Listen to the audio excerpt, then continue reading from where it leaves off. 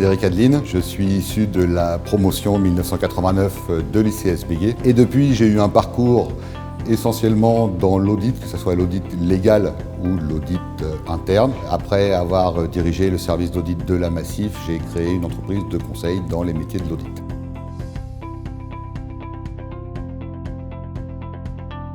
L'audit interne est destiné à fournir aux instances dirigeantes une assurance raisonnable sur leur degré de maîtrise des opérations. Aujourd'hui, on a une pression réglementaire exacerbée, des textes qui sortent très fréquemment, qui poussent les auditeurs à vérifier que les entreprises exercent dans un cadre de conformité.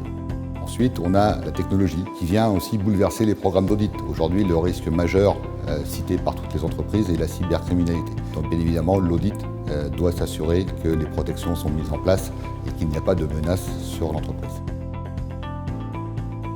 Un auditeur aujourd'hui doit maîtriser un minimum de techniques informatiques. Alors, il n'y a bien évidemment pas de niveau requis ou prérequis pour exercer, d'autant plus qu'il y a des auditeurs spécialisés dans ces domaines. Mais aujourd'hui, un auditeur ne peut pas être hors technologie. Voilà, il faut qu'il comprenne les mécanismes.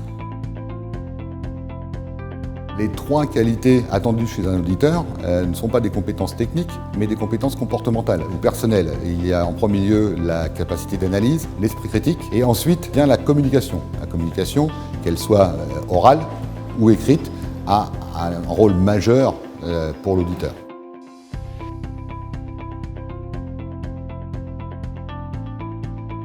Alors je pense que l'audit interne, c'est un métier, mais ça peut être vite aussi une passion. Et que si on veut garder un niveau d'exigence, il faut garder cette flamme. C'est bien évidemment maintenir ses compétences à niveau, se remettre en question. Et surtout pour les jeunes qui sortent de l'école, de ne pas fermer les portes avant qu'elles soient effectivement fermées. Donc ne pas s'auto-censurer, entre guillemets. N'importe quel étudiant de l'ICS Béguet peut devenir, bien évidemment, un très très bon auditeur demain.